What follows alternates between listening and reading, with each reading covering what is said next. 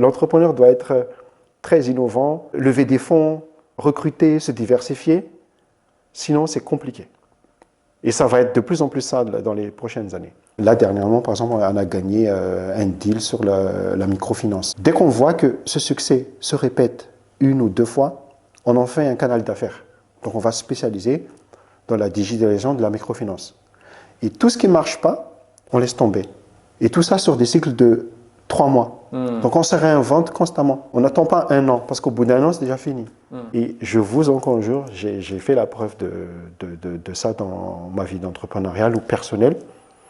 Je suis allé chercher, je suis allé créer des situations, je suis allé composer comme un Lego jusqu'à ce que j'atteigne cet objectif. Donc il faut être créatif et il n'y a pas de limite. Bonjour à toutes et à tous et bienvenue dans l'émission L'invité de Paris. Aujourd'hui, nous avons le plaisir de recevoir Rantandy Abloul. Bonjour. Il est dirigeant de Iron Technology Group, une entreprise de services numériques implantée à Madagascar. Il est également fondateur et administrateur de GIT, ou Grande École de l'Innovation Technologique, et il est également président de l'association Passerelle Numérique à Madagascar. Bonjour Rant, merci d'avoir accepté notre invitation. Bonjour, c'est un plaisir. Alors Rant, j'ai listé succinctement tes réalisations, mais pour commencer, est-ce que tu pourrais compléter cette présentation et apporter un peu plus de détails sur tes entreprises? Oui, merci à l'invité de Paris pour cette invitation. Effectivement, tu avais bien cité les différentes entreprises que je dirige. Compléter à cela, il faut juste comprendre que Iron Technology aujourd'hui, c'est à peu près 110 personnes basées à Madagascar. Et à cela est adossée une école d'ingénieurs en informatique qui s'appelle GIT. Et alors, on a pour habitude dans l'émission de parcourir la vie de notre invité, donc en démarrant par l'enfance. Tu as grandi à Antsiranana. Exact. Dans le quartier de la Cime. C'était Cime. Et quel est le premier souvenir qui te vient en tête quand tu penses à cette enfance? Alors effectivement, je viens d'un milieu modeste et mon enfance à Madagascar, notamment dans le nord de Madagascar, était une enfance bercée par une vie très, très modeste, une vie de Malagas qui est souvent peu connue. Mais ce qui est important de savoir, c'est que vivre dans un milieu modeste te permet d'avoir des réflexes de survie, des réflexes d'adaptation face aux différentes situations qui t'arrivent dans la vie. Avoir vécu dans un quartier comme la Cime, c'est un petit quartier où tu es tout seul, tu joues tout seul, tu te débrouilles tout seul l'après-midi, le dimanche, le samedi. Ça t'apprend les difficultés, de te battre contre les difficultés quotidiennes. Donc, voilà. À la Malagas et modeste, ce que tu dis là, c'est que c'est le côté réflexe, l'adaptabilité et aussi la solitude un peu quelque part, ou est-ce qu'il y a autre chose? Non, pas la solitude, on a beaucoup d'amis, okay. C'est le quartier, beaucoup d'amis, mais c'est vraiment savoir se défendre, savoir s'imposer lors des conflits, savoir s'adapter par rapport à des situations peu communes. Donc c'est un peu forger ton caractère voilà. Quelque part aussi peut-être? C'est ça, c'est ça. Être persévérant, être combatif, ne jamais abandonner. Okay. C'est un réflexe qu'on a, nous les Malagas, depuis longtemps, puisqu'on vit dans ce milieu depuis toujours. Ça marche. Un des objectifs de notre émission, c'est de faire émerger des personnalités inspirantes pour les personnes qui nous regardent, pour qu'ils puissent aussi s'inspirer des parcours et des valeurs. Alors j'ai envie de te demander, est-ce que dans ton enfance, tu as connu une personnalité qui t'inspirait?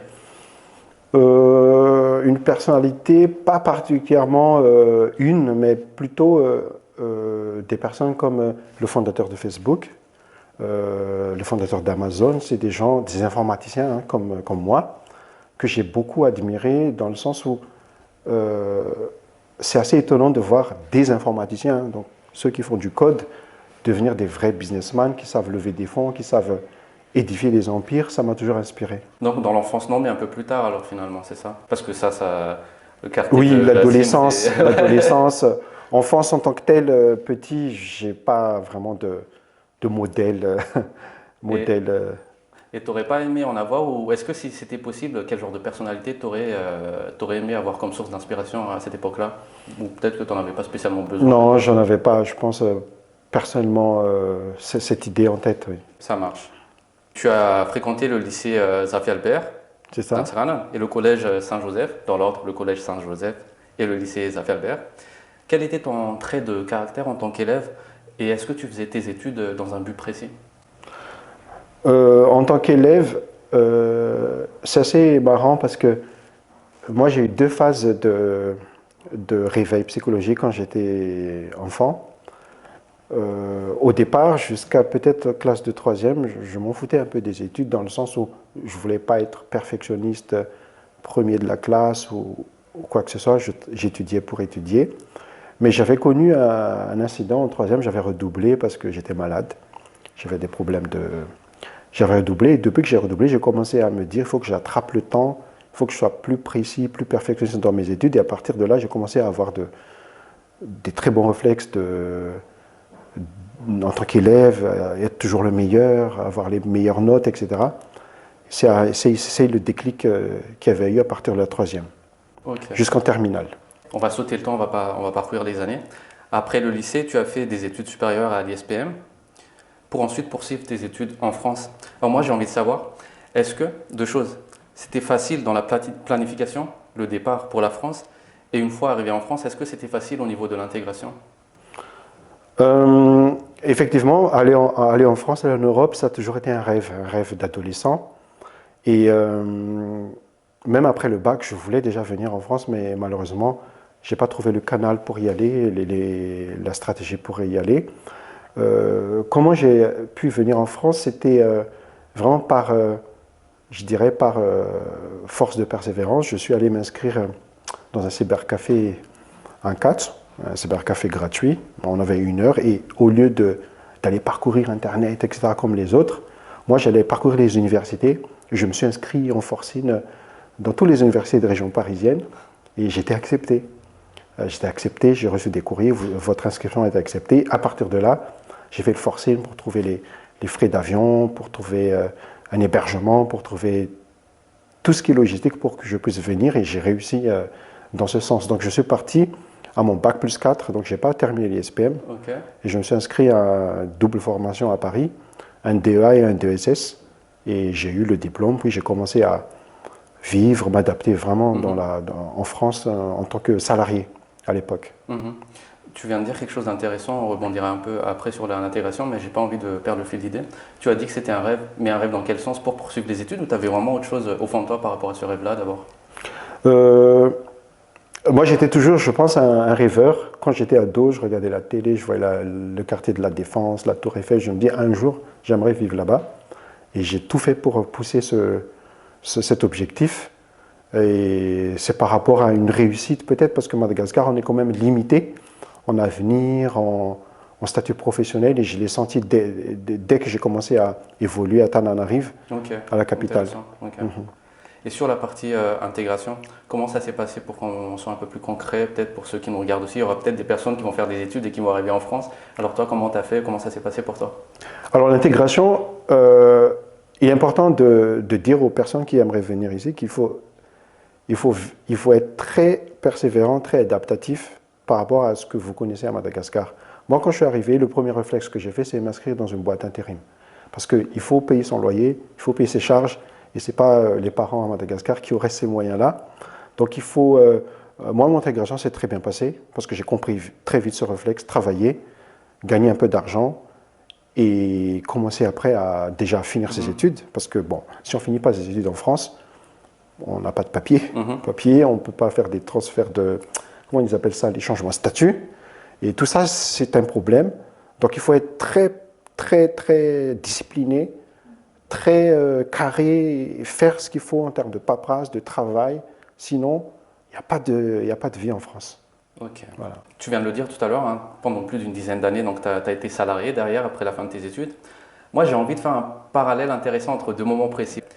Est-ce que tu te souviens de ton premier jour en tant que salarié? Qu'est-ce que tu as ressenti? Et est-ce que tu te souviens de ton dernier jour en tant que salarié? Qu'est-ce que tu as ressenti? Oui, je me souviens très bien. Moi, j'ai travaillé, comme tous les Malgaches, j'étais en changement de statut. Donc pour moi, c'était très, très stressant oui, c'était stressant et c'était un suspense. Le jour où la société où j'ai fait un stage déjà accepté d'attendre un certain temps pour accepter d'attendre mes papiers. Donc dès que le papier est sorti, j'ai pu commencer. Pour moi, c'était une délivrance parce que on est souvent stressé, ceux qui arrivent en France, en disant qu'est-ce que je vais devenir si je n'ai pas de CDI, qu'est-ce que je vais devenir en termes de papier, d'autorisation de travail. Et c'est une délivrance et c'est surtout aussi l'ouverture d'un avenir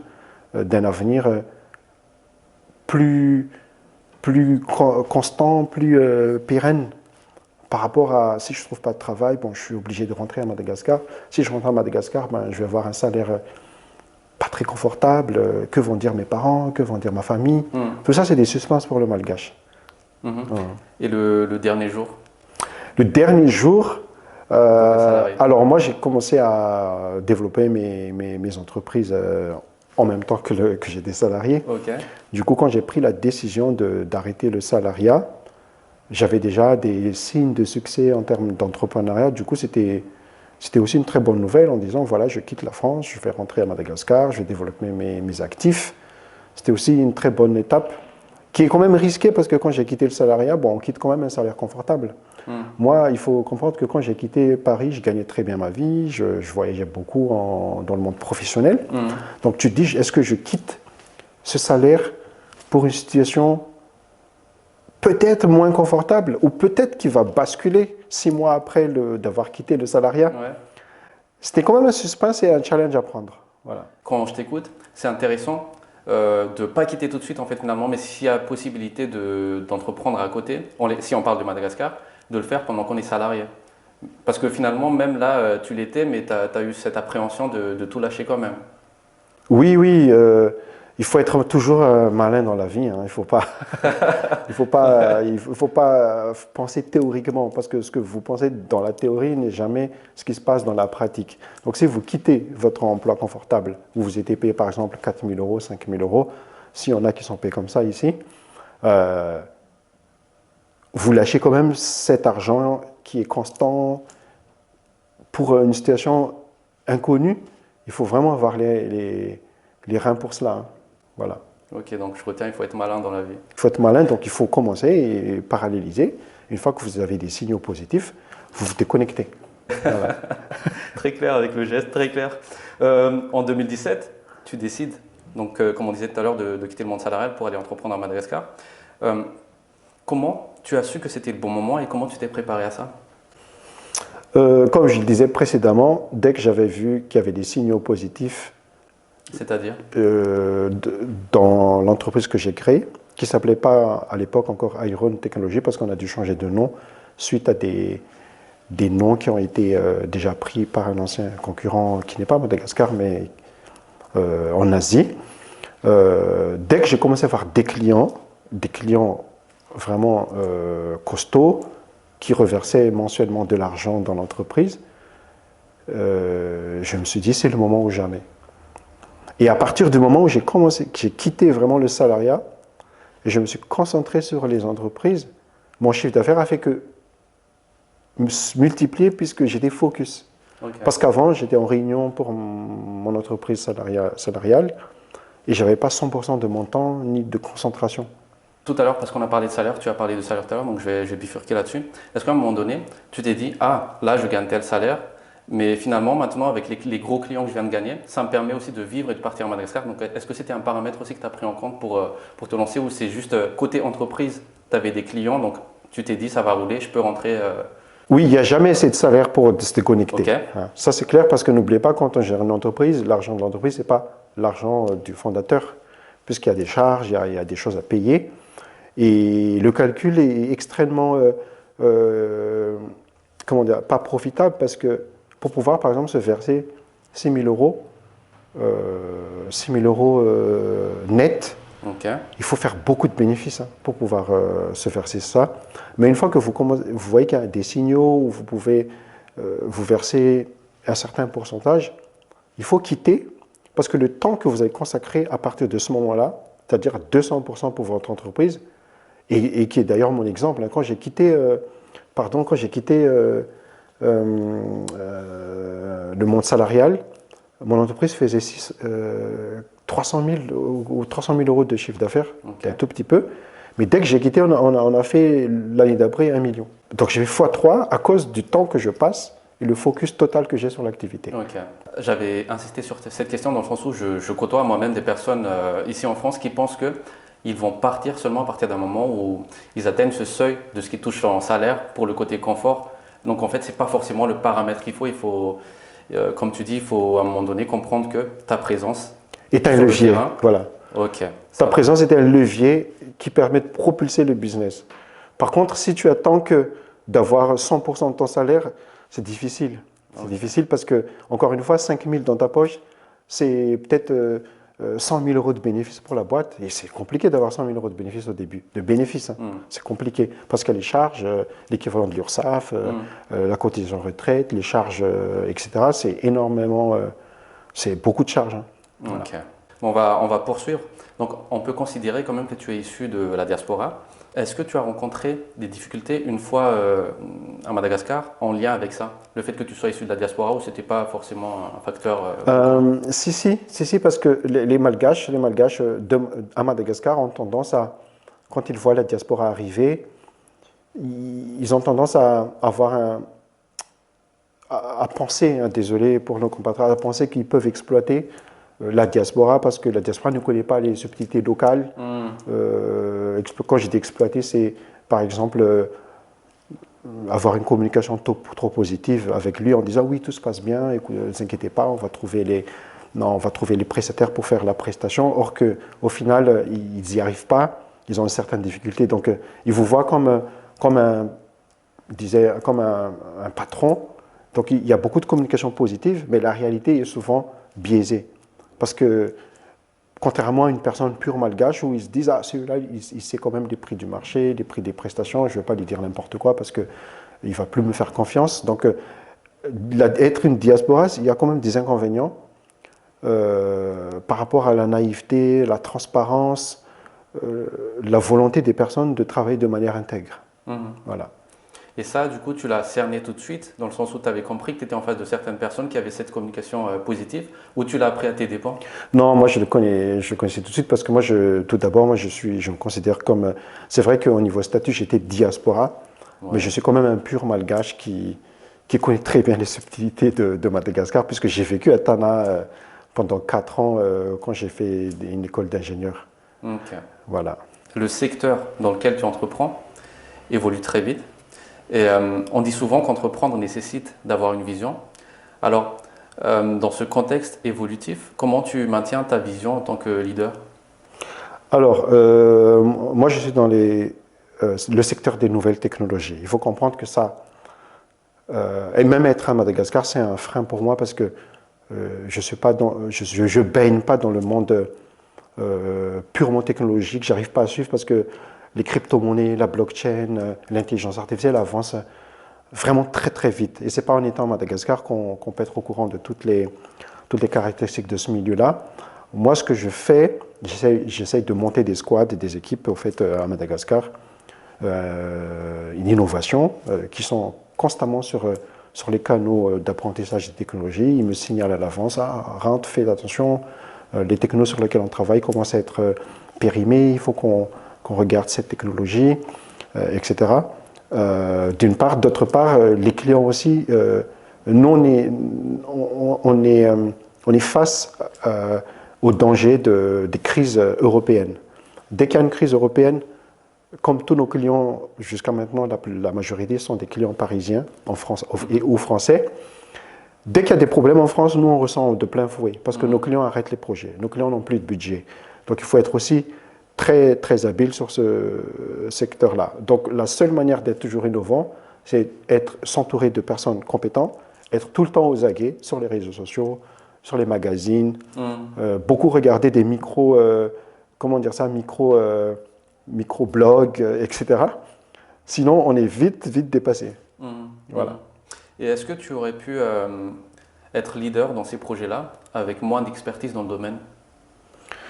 Non, au fait, ce qu'il faut comprendre, c'est que le vrai challenge à l'entrepreneur, et je pense que c'est le cas dans tout type de secteur, c'est que si vous faites pas de la croissance, si vous êtes, comment dire ça, vous stagnez, c'est compliqué. Vous pouvez même disparaître au bout de quelques années. Hein. C'est un peu le cas de quand je vois les marques Nikon, Kodak n'existe plus, parce que Kodak n'a pas pu prendre le virage de l'innovation. Des caméras de nouvelle génération sont sorties. Donc tout ce qui est ancienne photographie avec les films, tout ça, n'existe plus. Donc c'est pareil dans la technologie ou dans d'autres domaines. La restauration, c'est pareil. Regardez, hier j'étais au restaurant, maintenant on scanne juste le QR code, le menu sort, on paye en ligne. C'est fini les modèles. Les restaurants où il faut encore écrire la carte au tableau noir et payer à la caisse.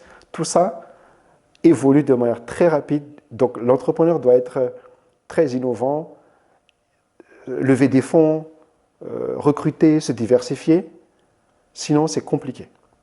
Et ça va être de plus en plus ça dans les prochaines années. Si tu te lances dans un projet entrepreneurial, il faut que tu sois quand même expert dans le domaine dans lequel tu te lances. Et pas apprendre sur le tas. Oui, généraliste, c'est compliqué. Après, il faut s'entourer, il faut trouver des partenaires, des actionnaires, être semi-actionnaire même. Il ne faut plus fonctionner, je bosse tout seul, je connais tout seul. Okay. Ça, c'est compliqué aussi. Ok, donc je vais encore pousser un peu plus loin. Toi, tu ne pourras pas demain te lancer sur un secteur dans lequel tu n'as pas d'expertise. Tu vas te former avant sur le domaine avant de te lancer dessus. Supposons que tu veuilles faire ça un jour. Moi, si par exemple demain je crée, par exemple, là je suis en train de réfléchir avec des amis, par exemple si je crée une application d'avocat par exemple, il faut que je m'associe à un avocat qui est expert du domaine. Je ne peux pas aller tout seul. Ok, voilà. Très clair, très clair.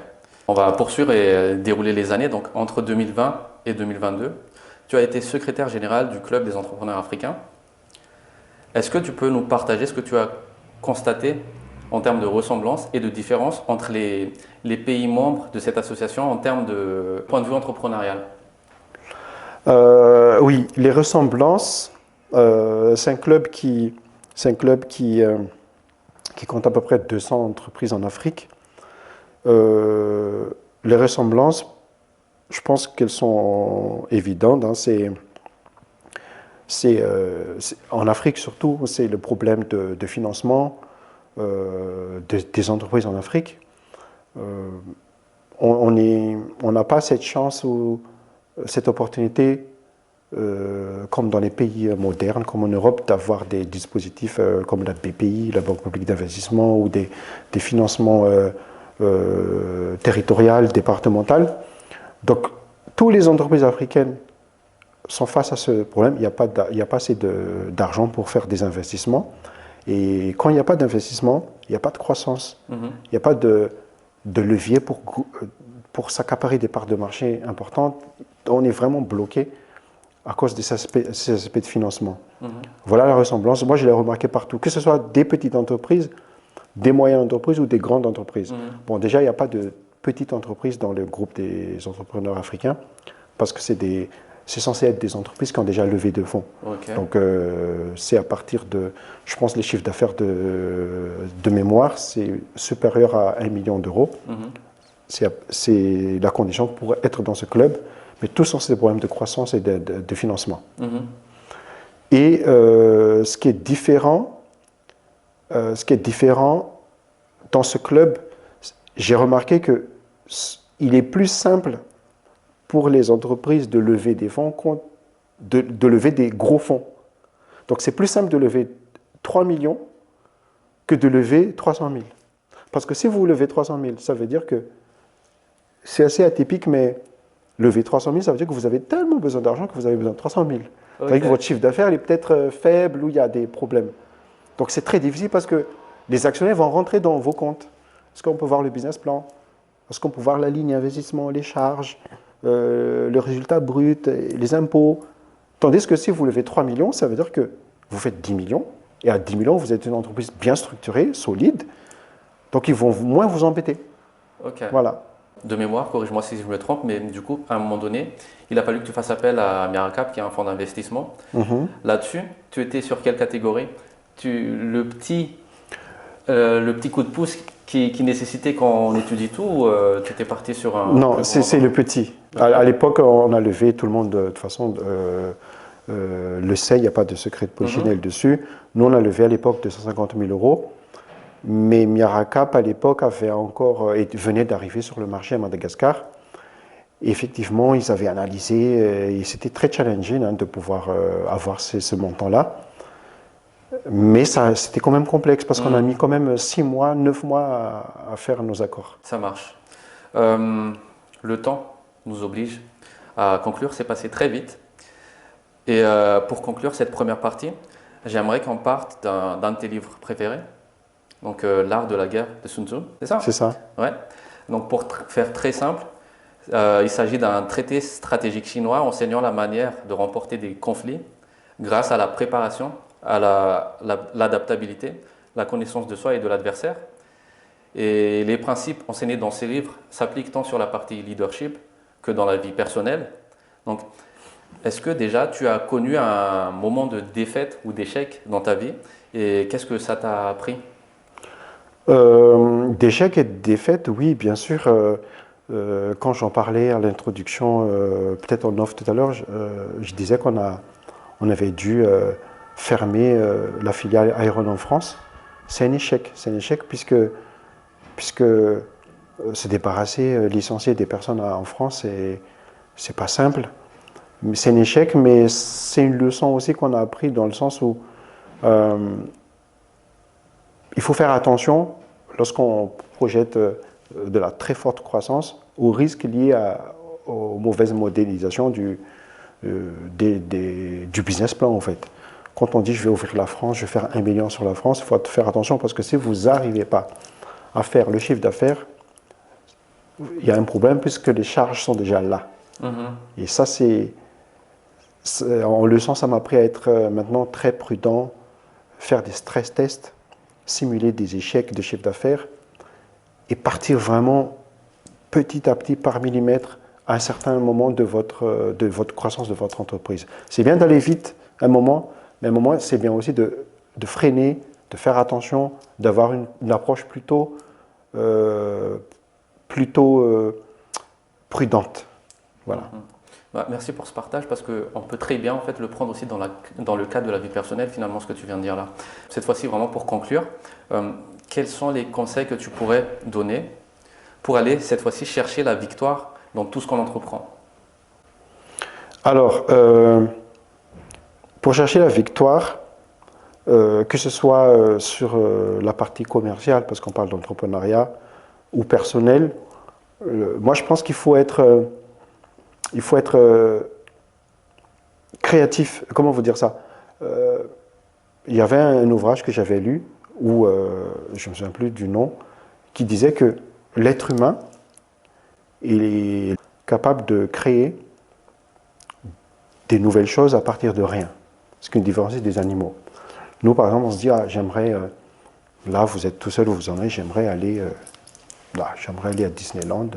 Je décide d'aller prendre le train, etc. Vous allez à Disneyland parce que vous l'avez choisi. Alors, l'être humain, il peut tout réaliser, au fait. Donc, pour avoir une victoire, il faut être d'abord convaincu que vous voulez cette victoire. Et je vous en conjure, j'ai fait la preuve de ça dans ma vie d'entrepreneuriale ou personnelle. Je suis allé chercher, je suis allé créer des situations, je suis allé composer comme un Lego jusqu'à ce que j'atteigne cet objectif. Donc il faut être créatif et il n'y a pas de limite. Dans cette deuxième partie, qu'on a intitulée « Parlons croissance », c'est un thème qu'on va aborder sur 2 aspects. L'aspect croissance d'un point de vue entrepreneurial et stratégie d'entreprise, et sur l'aspect aussi mentalité de croissance. C'est un thème aussi qui s'est inspiré tout simplement de ton parcours parce que quand on pense à toi, on pense un peu à une croissance, si je peux dire, fulgurante entre 2017 et maintenant dans tes activités. Donc c'est pour ça aussi qu'on a choisi ce thème. Alors pour commencer, est-ce que tu pourrais nous rappeler quelques chiffres clés entre 2017 et 2024 pour permettre à ceux qui nous regardent de matérialiser cette croissance? Effectivement, c'est pas la première fois on me cite souvent Aaron, tu viens faire de la croissance dans ces entreprises. Ben, ce qu'il faut comprendre, c'est que, contrairement effectivement à ce que les gens pensent, c'est que depuis 2022, les entreprises que je gère ont commencé à calmer le niveau de croissance, notamment à cause de contexte économique mondial, hein, parce que nos clients sont en France. On a quasiment fait très peu de croissance en termes de chiffre d'affaires, peut-être 5%. Mais avant cela, effectivement, en 2017, on faisait très peu de chiffre d'affaires, on faisait 150 000 puis 300 000, puis 600, puis 1 million, puis 1,6 million, et pour atterrir vers 2022 à 2,5 millions à peu près. Mais à partir de 2022, on a calmé les croissances parce que qui dit croissance dit prise de risque, dit investissement, surinvestissement.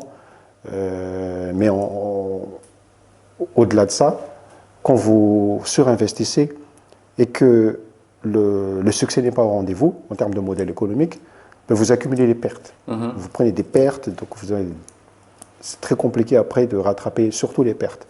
Parce que gagner, faire des bénéfices, c'est bien, mais souvent les bénéfices ne sont pas visibles, bien sûr, dans la trésorerie de l'entreprise, puisqu'il y a beaucoup de charges qui sont décalées. Mais rattraper des pertes, c'est vraiment compliqué. Mais n'empêche que sur un point de vue d'ensemble, si on prend de la hauteur, on est quand même sur le thème de la croissance malgré tout. Oui, Ouais. c'est une croissance, mais modérée depuis 2-3 ans. Ok. 2 ans plus tôt, oui. Ok, très clair. Et il me semble que la majorité, tu l'as évoqué de toute façon tout à l'heure, la majorité de tes clients sont en Europe. Est-ce que c'est un choix stratégique pour renforcer cette croissance, quitte à moins répondre aux besoins des entreprises locaux? Et est-ce que tu peux nous expliquer un peu plus en profondeur le raisonnement qu'il y a derrière ça? En fait, choisir comme canal de croissance, en fait, les entreprises européennes, je pense que c'est un bon choix parce que je suis persuadé que dans notre domaine, dans le domaine de la digitalisation des entreprises, il n'y a pas de marché à Madagascar. C'est-à-dire que les entreprises malgaches n'investiraient pas, en tout cas de mon point de vue, sur des dépenses importantes pour digitaliser. Parce que leur préoccupation, ce n'est pas encore ça. Leur préoccupation, c'est survivre, gagner de l'argent. Quand je parle de cela, c'est par exemple les restaurants, les bars, tout ce qui est station de service. Ils aimeraient être digitalisés un minima pour pouvoir avoir une traçabilité de leurs activités, mais ils ne mettraient pas beaucoup d'argent, comme le mettent les entreprises en France. Quelle est l'autre question déjà?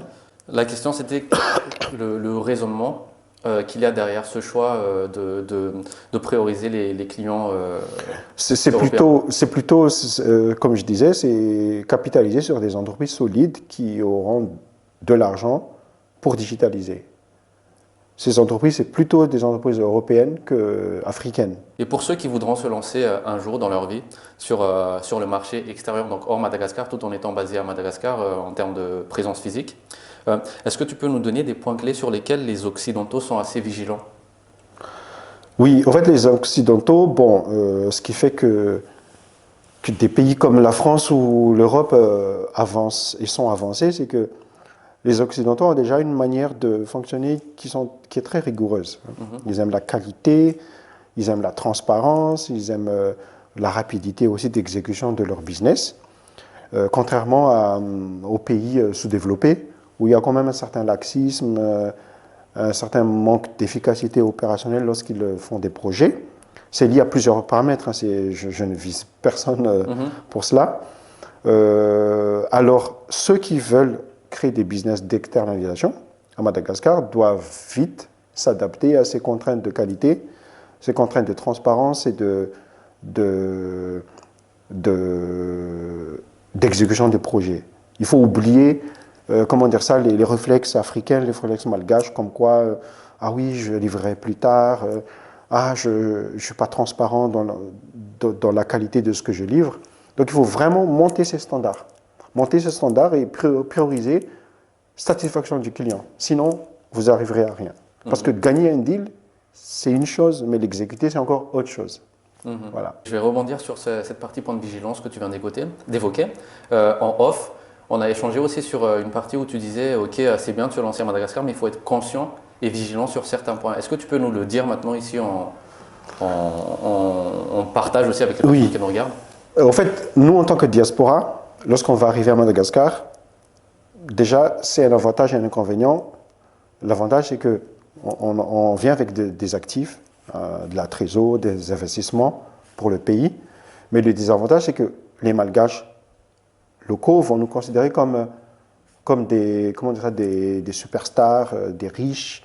Donc, leur manière de communiquer, leur manière de travailler avec nous, la diaspora, va être différente. Ils vont être hyper positifs, ils ne vont pas être transparents, ils vont dire oui, c'est bon, t'inquiète, je suis capable de faire cette prestation. Or que dans la réalité, ils ne vont pas vous exposer les difficultés qu'ils rencontrent.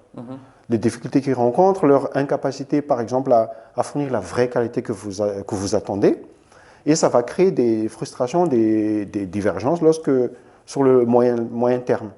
Donc, par exemple, si vous êtes une diaspora, vous allez faire un événement. Donc, en France, vous avez l'habitude, par exemple, le prestataire, le prestataire, par exemple, qui fournit le cocktail, il doit arriver à 10h. En France, il arrive à 10h. Il vous a promis une prestation, par exemple, des petits fours, des denrées de qualité. Ces denrées-là seront de qualité. En Madagascar, ça va être l'inverse. Déjà, il ne va pas arriver à l'heure, parce qu'il y a des problèmes d'embouteillage, des problèmes d'essence, etc. Et la qualité va être différente de ce qui est fourni. Donc, il faut être très vigilant. Toujours fonctionner par réseau. Recommandation au début. Parce que tout le monde va vous dire, oui, je sais faire. Je suis le meilleur sur ce secteur. Recommandation, et ensuite, il faut tester. Bien consolider. Donc, il faut travailler 2 fois plus. Quand vous arrivez à Madagascar, et faire attention à la communication, à ce que vous avez en face. Elle sera différente de ce qui est prévu théoriquement. Donc si je résume en fait ce que tu viens de dire, on n'en a pas fait une généralité, mais c'est juste que c'est effectivement intéressant de passer par recommandation pour être vraiment sûr que ce qui est livré et les attentes sont en cohérence. Voilà. En fait. Et tu avais aussi parlé d'un point de vigilance en termes administratifs tout à l'heure en off. Oui, quand vous créez, il faut savoir que Madagascar, il y a beaucoup d'informels. Beaucoup d'informels, beaucoup de business se font, d'entreprises se font sans les papiers, sans enregistrement fiscal, etc. C'est bien et pas bien. C'est pas bien parce que ça prive l'État de revenus fiscaux. Mais c'est pas bien parce que vous, en tant qu'entrepreneur, en fait, pour pouvoir avoir des prêts bancaires, pour pouvoir lever des fonds, vous avez besoin quand même d'être formel.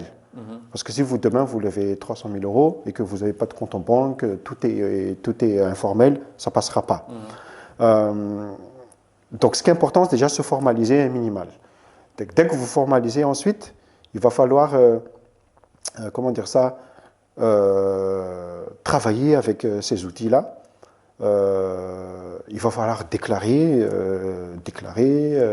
faire attention à l'administratif. Par exemple, lorsque vous faites une prestation, il faut une facture, il faut déclarer tout, afin que vous puissiez après vous couvrir aussi lorsqu'il y a des problèmes, etc.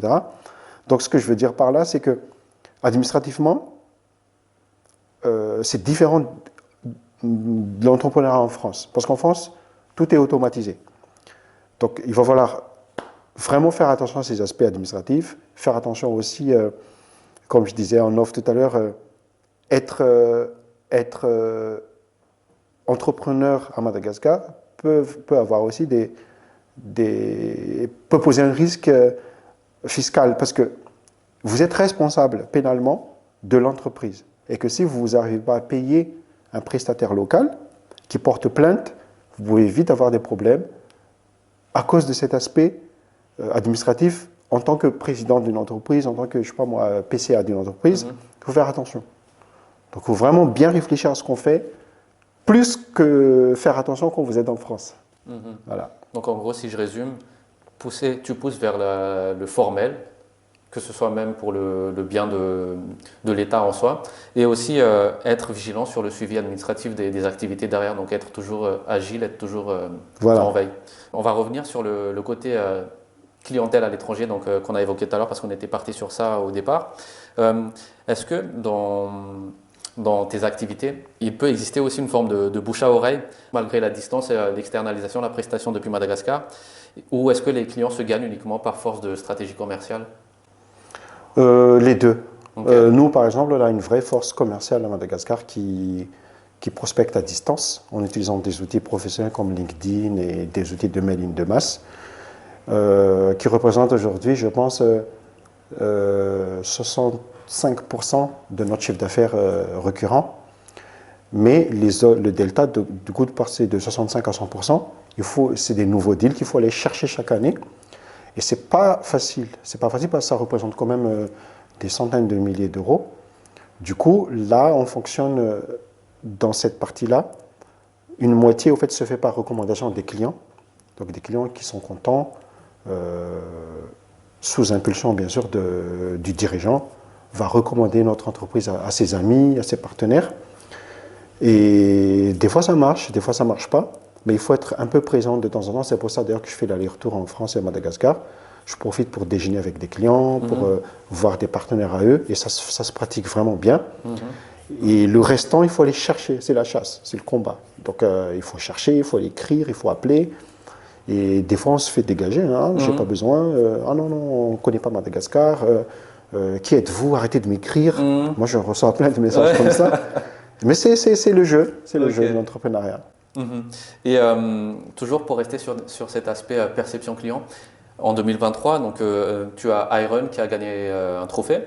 Est-ce que le fait de gagner des trophées peut influencer sur les perceptions des clients occidentaux, ou même si vous mettez en avant, ça ne joue pas forcément? Moi, j'ai eu en 2022, c'était pas 2023, le trophée jeune entrepreneur. C'est un trophée qui récompense en fait les entrepreneurs suivant certains critères de chiffre d'affaires, de marché, de croissance, etc. Ça n'a pas d'impact. Il faut vraiment être conscient sur les clients occidentaux. Parce que Madagascar est tellement petit, tellement, il faut le dire, hein, insignifiant par rapport à la grandeur du monde entier. Hein, parce que quand vous discutez avec un client parisien, Madagascar, Sri Lanka, Maroc, pour lui, c'est la même chose. Par contre, ça a un avantage de gagner ces trophées-là, surtout au niveau local. Parce que les banques vous font confiance.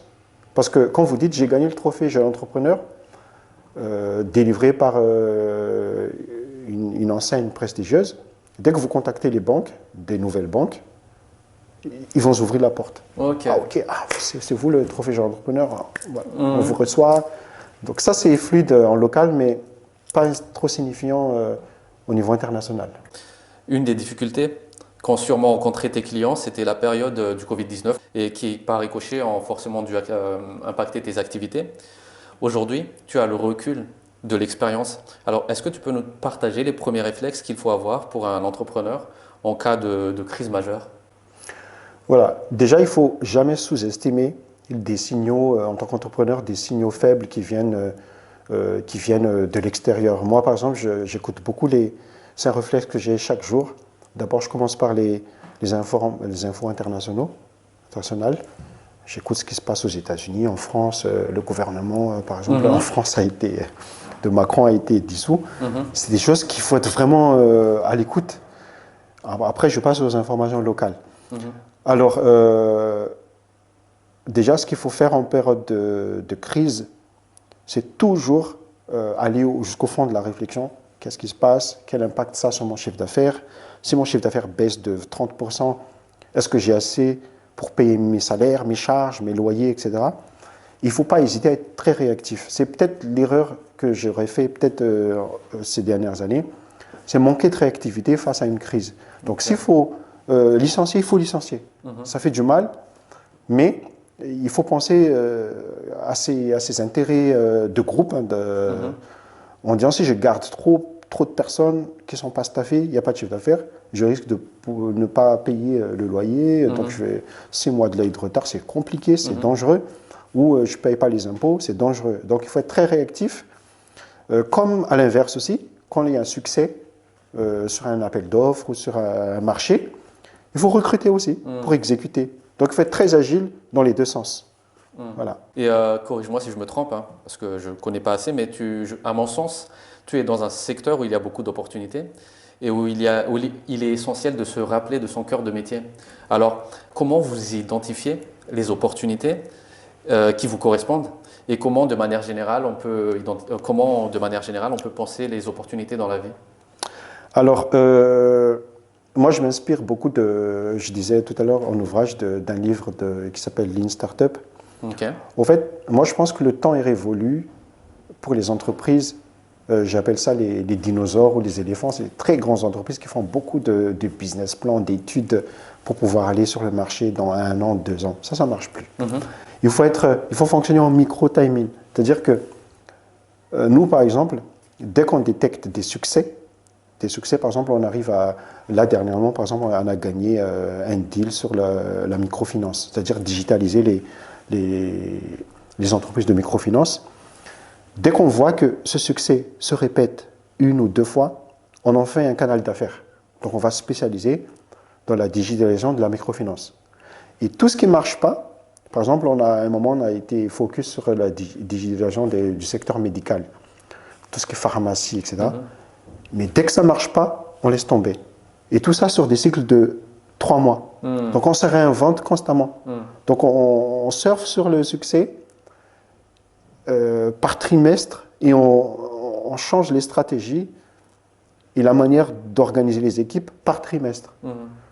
On n'attend pas un an, parce qu'au bout d'un an, c'est déjà fini. Parce que toute entreprise a un cycle d'un an. Donc, année fiscale. Donc, c'est très important d'être agile. Et pour être agile, il ne faut pas être très gros. Parce que si vous avez un staff de 200 personnes, il faut organiser tout le monde. Les directions, c'est compliqué. Donc, il faut avoir une taille bien adaptée.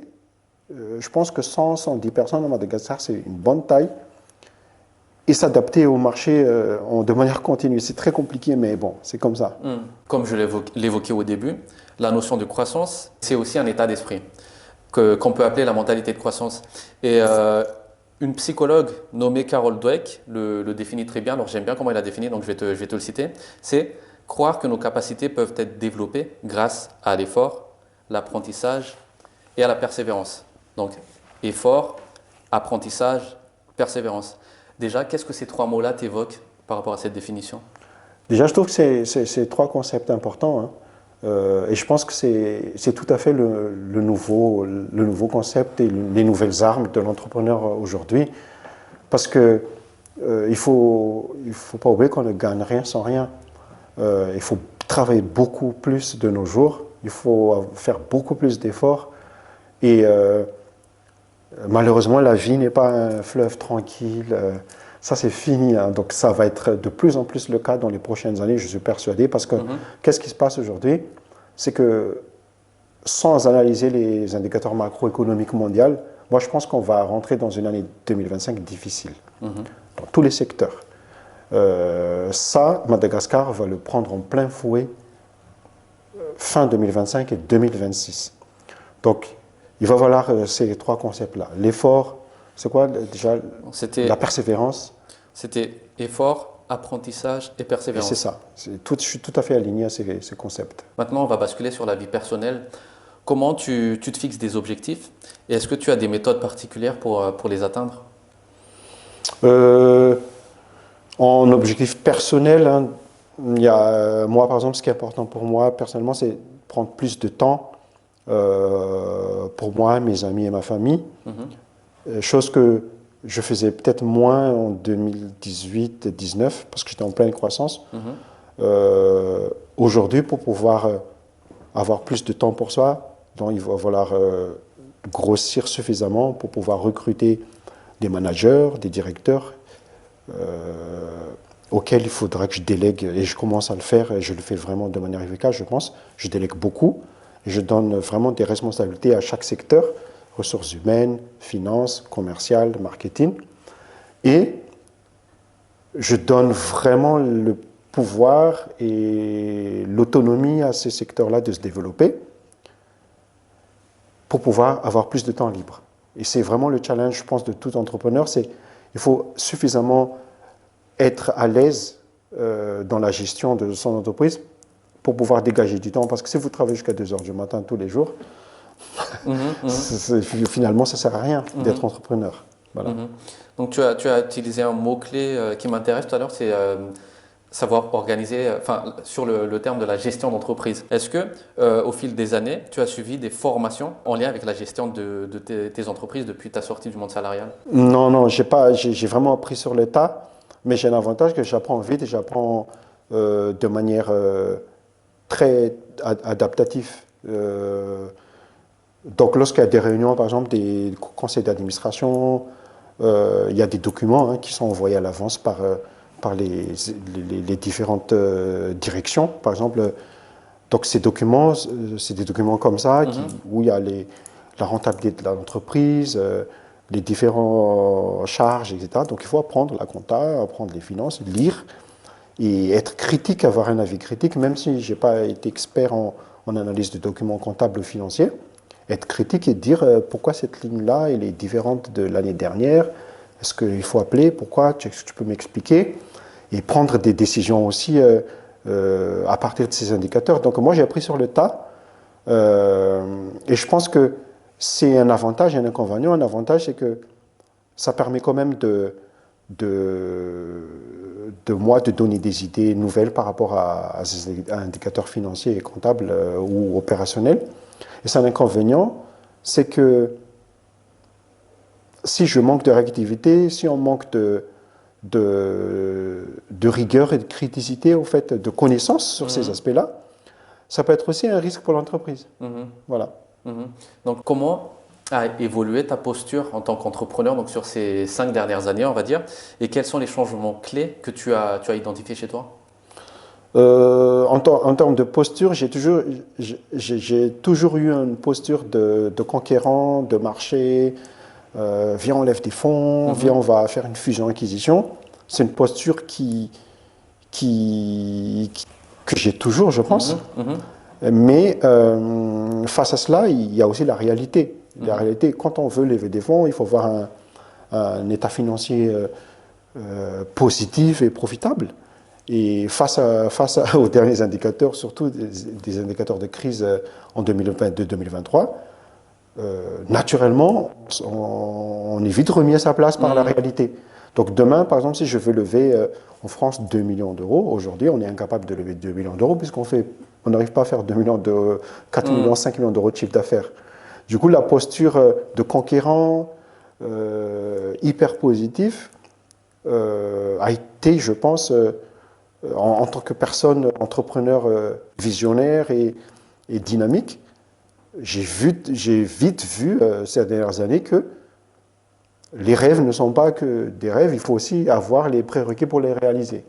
Donc c'était aussi une correction que j'ai eue dernièrement. Ah, attention, je ne pourrais pas faire ce que je veux dans les prochaines années. Je ne pourrais pas ouvrir au Canada, je ne pourrais pas faire plein de choses que je voulais mettre en place. Voilà. Hyper intéressant. En tout cas, avant de continuer, je tiens à te remercier. Pourquoi? Parce qu'on sent beaucoup de sincérité et zéro filtre dans ton partage. Donc, c'est hyper captivant et je pense qu'il y a beaucoup de choses à apprendre, même pour ceux qui nous regardent. Donc, sincèrement, merci pour ça. Je te le dis sincèrement. Et on se suit sur les réseaux. Donc, on voit plus ou moins un peu les habitudes de chacun.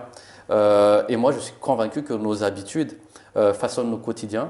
Et nos quotidiens, derrière, cumulés, façonnent notre devenir. Est-ce que tu es quelqu'un qui fait attention à ses habitudes? Bien sûr. Au fait, je ne sais pas si vous êtes dans le développement personnel, mais certaines personnes ont des routines chaque jour. Au matin, je fais de la méditation, je mange un petit déjeuner bien consistant.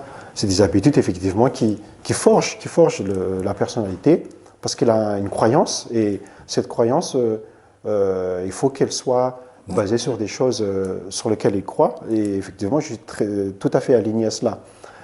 Après, certaines personnes ont déjà ces concepts innés.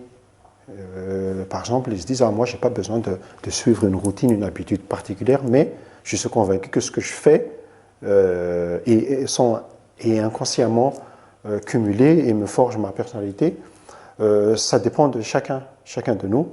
Moi, je suis plutôt de la deuxième catégorie. Moi, je ne vais pas me créer des habitudes très précises. Je suis persuadé que ce que je fais est bien calculé, est bien accumulé et qui va faire mon succès quoi qu'il arrive. Et dans cette mentalité de croissance, je pense qu'il y a aussi le fait de savoir sortir de sa zone de confort. Est-ce que le fait d'être acteur dans des projets dans le secteur public, sur la digitalisation à Madagascar, donc depuis 2021, c'est une forme de sortie de ta zone de confort aussi pour toi ou pas? Oui, bien sûr, parce que aujourd'hui, l'entreprise a deux canaux d'affaires. Les clients, ce qu'on appelle les clients organiques qu'on gagne en Europe, qui continuent, qui fait face à des difficultés, qui s'adaptent. Il y a aussi ces sujets de digitalisation un peu plus costaud, digitalisation étatique, qui est un nouveau canal d'affaires.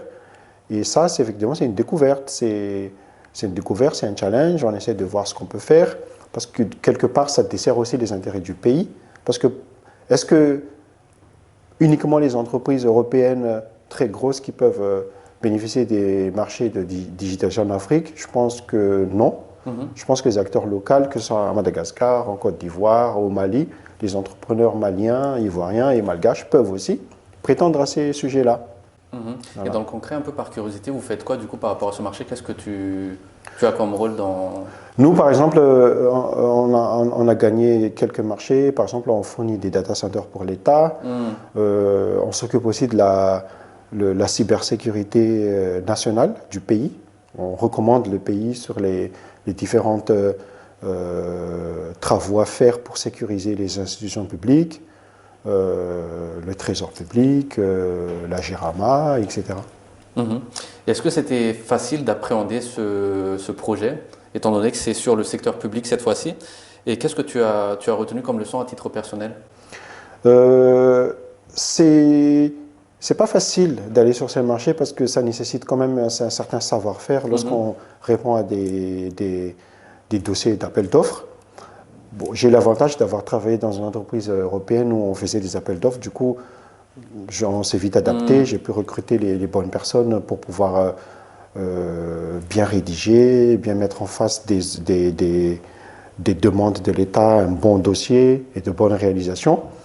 Ça va, on s'est vite adapté. Maintenant, le challenge à venir, c'est pouvoir pérenniser cette activité parce que le secteur public est lent, les paiements sont lents, les décisions sont longues. Du coup, il va falloir juste avoir assez de ressources, assez d'énergie pour être là, toujours là et être persévérant. Voilà. Alors pour conclure cette deuxième partie, parce que ça y est, on y est, et puis encore une fois, c'est passé très vite, on aimerait juste donner du sens à ce thème qu'on a choisi. Donc comment donner du sens à ce thème qu'on a choisi encore plus en profondeur? C'est te laisser le dernier message pour ceux qui rêveraient un jour de performer comme toi. Alors, pour ceux qui rêvent de faire de l'entrepreneuriat, plus précisément dans le concept, dans le monde où j'évolue, c'est-à-dire diaspora, quitter ce qu'on a acquis en France pour revenir à Madagascar, moi, mes conseils, c'est déjà y aller parce que si vous sentez que vous avez ce patriotisme de ne pas juste vivre dans un monde européen en disant « je gagne de l'argent en France, je la dépense en France, qu'est-ce que j'apporte à mon pays ?» Il faut y aller. Par contre, quand vous y allez, il va falloir bien être méticuleux, rigoureux, faire attention à ces choix du secteur sur lequel vous allez développer et ensuite faire attention à la manière dont vous le faites. Parce que Madagascar, ce n'est pas la France. Madagascar, c'est un monde où tout est différent. L'intégrité est différente, la manière dont les gens vont vous appréhender est différente, la gestion des finances, des administratifs est différente. Du coup, bien s'armer et bien s'entourer surtout. Bien s'entourer. Alors moi, je dirais, ne vous entourez pas trop d'amis ou de famille lorsque vous allez à Madagascar parce que ça va vous biaiser dans la manière de punir ou de récompenser des gens. Donc, allez plutôt dans une approche pure entrepreneuriale. Je recrute sur place. Je passe par un cabinet où je suis très, très, très pointilleux dans le recrutement. Et ensuite, la manière de gérer les finances, il faut faire 3 fois plus attention, avoir une visibilité en continu sur ce qui se passe localement, les factures, les coûts, bien être sûr qu'il n'y a pas de faux frais, etc., tout le subtilité locale. Et ensuite, bien s'armer de persévérance, parce que ça va être compliqué, comme tout entrepreneuriat, hein, c'est toujours compliqué, mais bien regarder s'il y a du succès, bien utiliser ce succès comme un levier de croissance. Donc dès que vous avez du succès, ben, vous réinvestissez par paquet, et dès que ça remarche, vous réinvestissez, mais n'y allez pas trop vite non plus. Voilà. Dans cette troisième partie qui serait un peu plus détente, le concept c'est que je te pose une rafale de questions en 1 minute et le tout c'est que tu répondes spontanément toujours dans cette continuité de te connaître un peu plus encore. Donc tu me dis quand tu es OK et j'enclenche mes questions. On y va. Ok, on y va. Quand est-ce que tu as été stressé pour la dernière fois? Hier, tout le temps. j'attends des réponses d'affaires qui tombent et toujours stressé. Quel est ton livre préféré? Lean Startup que je pratique toujours. Quelle est ta plus grande fierté? Ma plus grande fierté, c'est mes enfants, la réussite de mes enfants. Quel est ton plus grand regret? Plus grand regret, c'est d'avoir fermé Iron France. Quel est le conseil qu'on t'a donné et qui t'a le plus marqué? Le conseil qui m'a plus marqué, c'est peut-être être moins conquérant lorsqu'on dirige une entreprise. Quelle est la chose à laquelle tu crois le plus et que les autres pensent que c'est une folie? Moi, j'ai investi beaucoup dans la conquête entrepreneuriale. J'ai investi beaucoup, et les gens n'y croient pas, mais bon. Mhm. Qui te manque souvent? Mes parents, souvent. Et enfin, avec tout ce qui s'est passé dans cette journée, qu'est-ce que tu penses de l'émission L'invité de Paris? Je trouve que c'est une belle émission, il faut continuer. Je pense qu'il faut que vous alliez chercher des entrepreneurs un peu plus, moi c'est pas une critique, mais un peu plus terre à terre, un peu plus dynamique, mais c'est déjà très bien. Ok, bah merci pour ce conseil parce que même dans la question tu donnes des conseils, donc ça c'est top, c'est noté. Et avant de conclure, Reintre, j'aimerais que tu inaugures un nouveau concept qu'on vient de mettre en place et ça s'appelle donc question pour le prochain invité de Paris. C'est très simple. J'aimerais que tu fixes ta caméra et que tu poses une question pour le prochain invité sans savoir forcément qui ça sera. Ok. Randon Blue, le dirigeant de Iron Technology Group à Madagascar. Pour le prochain invité de Paris, ma question est la suivante. Qu'est-ce que tu suggérerais en termes de financement aux entrepreneurs malgaches qui essaient de rentrer à Madagascar? Très bien, c'est noté, ma bonne chance pour le prochain invité pour répondre à ça. C'est génial, Reintre. Ok, bah merci pour cette question. Merci pour ta participation. Merci.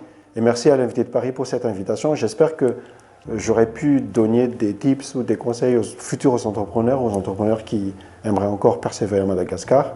En tout cas, c'est un plaisir. Bah ça, c'est sûr, en tout cas, c'est sûr et certain qu'il y a eu des conseils qui vont parler à tout le monde. Et voilà, je tenais à te remercier. Et je remercie encore une fois ceux qui nous regardent. Ils sont de plus en plus nombreux. Pour pousser l'émission et aussi pour que vos proches puissent profiter des conseils et des expériences de Reintre tout à l'heure, n'hésitez pas à partager, à mettre en commentaire ce que vous pensez. Et puis moi, je vous dis au prochain épisode avec un autre invité toujours aussi inspirant que Reintre. Merci.